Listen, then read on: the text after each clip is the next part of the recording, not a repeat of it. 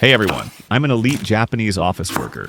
In this video, I'll be showing you my everyday bento making routine with a humorous twist. This time, it's packed with chaos and unexpected mishaps, as always. Be sure to stick around until the end. Behold, the mysteriously glossy black-purple eggplant. Today, it's the undisputed star of the show. First, chop off the stem. The stem looks like hair. Honestly, it even has a face. You know the type. There's always one guy like this in every class. Cut it in half, then slice into thirds vertically and chop crosswise. That said, cut it however you want. Now toss them into salt water for 10 minutes. A little early beach trip. Next up, green onion. Absolutely essential for Mapo eggplant. Oh, did I forget to say? Yes, we're making Mapo eggplant. A beloved Chinese-style dish in Japan, right up there with ramen, fried rice, and gyoza. At least in my personal 4 heavenly kings of Chinese cuisine. Cut slits into both sides of the green onion and mince it finely. If it doesn't go well, no worries. Just chop it up later. That's all there is to it. And don't forget this guy. Garlic. But today's garlic is special. Japanese-grown, luxury-grade garlic. I fell in love at first sight at the supermarket. Also mince this. Drain the eggplant and pat it dry. Time to cook. Add oil to a pan and fry the eggplant. Even if you use a bit too much oil, no worries. The eggplant will absorb it all. Like seriously, even Dyson would be impressed. Apparently, it's best to start frying them skin side down. But now they're looking a little sick. Let's escort them to the school nurse. Saute garlic, ginger, and the green onion in oil. I'm using cheap store-bought ginger paste because my budget's a mess. Who was it that bought that overpriced garlic anyway? But I have to admit, it really does live up to the price. The aroma when it's sautéed is completely different from regular garlic. If I had to compare it to something... I don't know. Never mind. Now add ground beef. Yes, I'm technically on a diet, so I used lean beef. Can I get a round of applause? The sizzling sound of the meat heals my Monday blues. I'm starting to feel weirdly hyped this morning. Woohoo! Once the meat is cooked, add some water to restore a sense of calm. Then toss in sake, mirin, sweet bean paste, chili paste, and chicken bouillon. It looks like hell itself. It looks absolutely delicious. Don't tell me you forgot. Yep, it's time for the eggplant to make its grand return. Mix gently and thicken with potato starch slurry. Finish with a drizzle of sesame oil. Oops, I totally forgot I'm on a diet.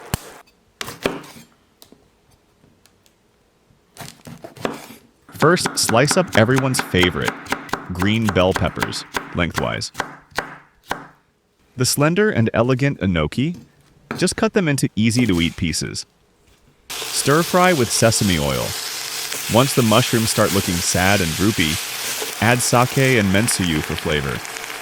Finish it off with some dried chili pepper for an extra spicy kick. Elite salarymen are creatures who constantly seek stimulation. That said, I did take out the seeds. Those things are way too intense. Grab some pre-shredded cabbage from the convenience store.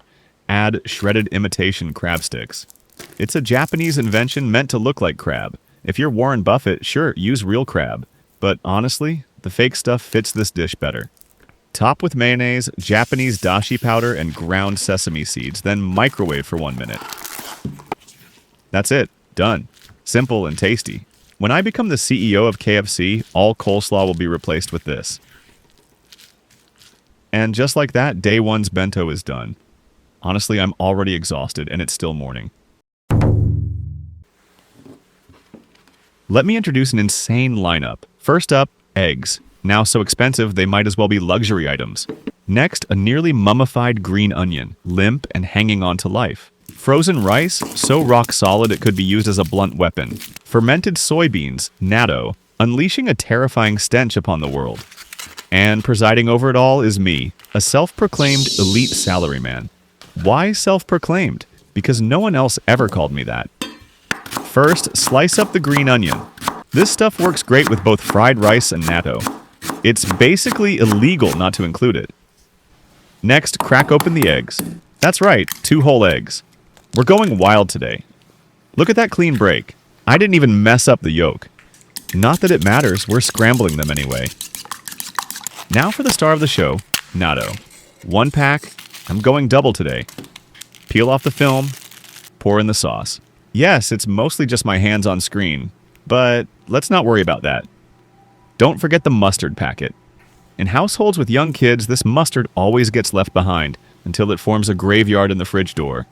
A serious social issue in Japan, I'd say. Repeat with the second pack. Stir thoroughly and we're ready.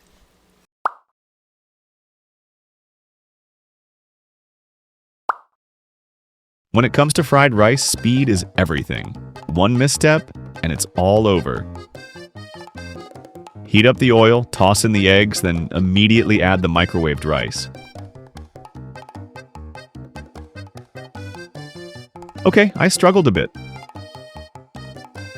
Coat every grain of rice with egg. A little kitchen magic to loosen up the rice. Just add a splash of cooking sake. Seasoning? Just salt and pepper. Keep it simple. Why? Because we're about to drop in the natto. And don't forget the green onion. Finally, the world of sound has returned. Natto already gets a bad rap for its smell, but once you add heat, that aroma skyrockets exponentially. Still, it's tasty enough to make it worth enduring. So stir-frying gives it a warm, fluffy texture that's surprisingly enjoyable. Add a little soy sauce at the end. Give the pan a shake to mix everything in. Okay, it's clearly not mixing at all. This is not a bento you can eat at the office. I'd 100% get sued for olfactory assault. So today I'm eating outside. Luckily, it's a beautiful day. Today's lunch is a classic BLT sandwich. Add a cup of coffee on the side and boom, instant luxury lunch break.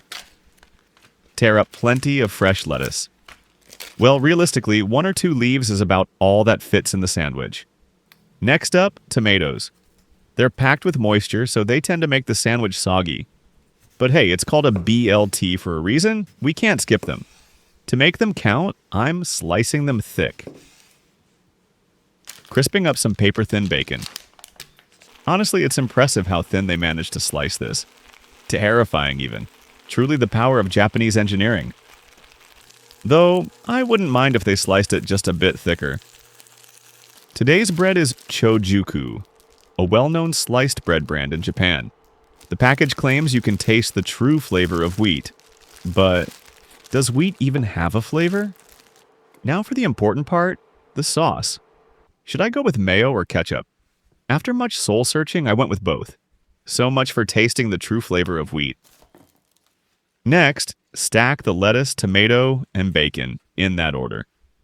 It's a bit wobbly and tricky to balance, but hey, I'm not bad at this kind of thing. Because back in elementary school, Jenga was all the rage. And I used to watch from a distance all the time. Let's add a touch of whole grain mustard for some extra kick. And I'm throwing in some cheese too. The BLT has officially evolved into a BLTC. Top it off with the other slice of bread, and it's done. What a beast. But as it is, there's no way I can take this outside. Better wrap it up. Time for the big reveal, the cross section. Beautiful. Though the tomato seems to have wandered off to one side. Maybe today's tomato is feeling a little shy. By the way, a word of advice, don't overstuff your sandwich. I made that mistake, and everything kept falling out. Straight onto the ground. Then a terrifying flock of pigeons showed up out of nowhere. For some reason, only pigeons seem to like me. So much for my peaceful, elegant lunch break. On Thursday, I went to a soup curry place near my office. It was swarming with fashionable girls, and I clearly didn't belong.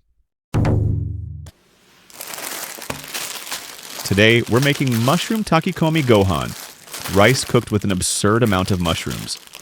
As for the type, anything works. You could even play a little game of mushroom Russian roulette with whatever's growing in your backyard. Not that there's any upside to that decision. Here are the 3 mushrooms I picked for today, and yes, they're all store-bought. First up, Enoki. Just cut it in half. Next, Wait, did it just explode? That startled me enough to let out a ridiculous noise.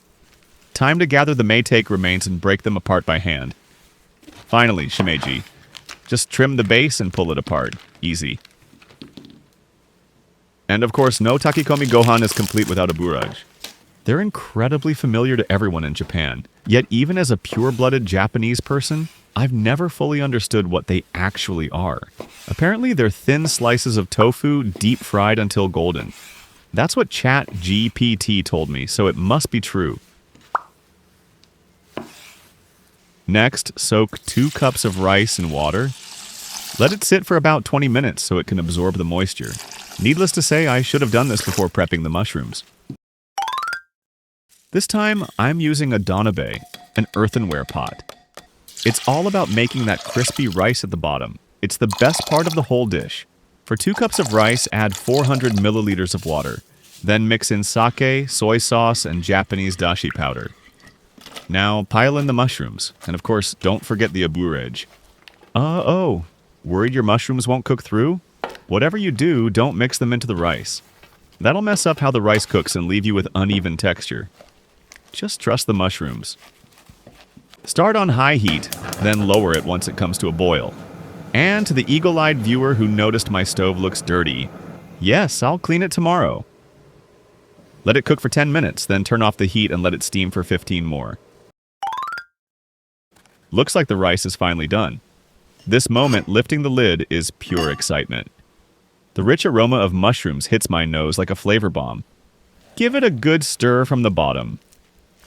What a shame, no crispy rice. But still, it looks amazing. Honestly, I could eat just this. No side dishes needed. Well, I'm gonna make some anyway. Next, let's make a side dish using snap peas. Spring is their peak season. This is when they taste best. First, remove the tough strings. It's oddly satisfying when it comes off in one smooth pull. Kind of like popping bubble wrap. It's perfect for relieving stress. Honestly, I wish I could keep a stash in my desk drawer at the office. You can eat them as is, but I like to boil them in salted water for about 2 minutes. They turn a beautifully vibrant green. Slice them diagonally in half. Now toss them with tuna and katsuobushi. The umami from the katsuobushi really shines through. It's delicious. Katsuobushi is great. I'm on a roll, so let's make one more dish. I woke up way too early and have time to kill. First, let's finely chop an onion and see what fate has in store for me. The result? Bad luck. It's stinging my eyes like crazy. Mix with some ground chicken. The real star of this dish is the onion, not the meat. That's why I chose relatively mild ground chicken. That's a total lie. I just used it because it was in the fridge. Season with salt and pepper, then knead it well. Form it into bite-sized pieces. It's super soft, so please handle it with love and care. As it is, it's on the verge of collapsing, so I'll reinforce it with a coating of potato starch. Pan fry both sides in sesame oil until they're nicely browned. Oh my, that golden color! I think I'm falling in love. For the sauce, I'll go with a classic teriyaki combo. Sake, mirin, sugar, and soy sauce. When in doubt, teriyaki never fails. And just like that, the final bento of the week is done. All that's left is to head to work and get through the usual boring tasks. Thanks for watching until the end. I'd be happy to see you again next time. Bye-bye.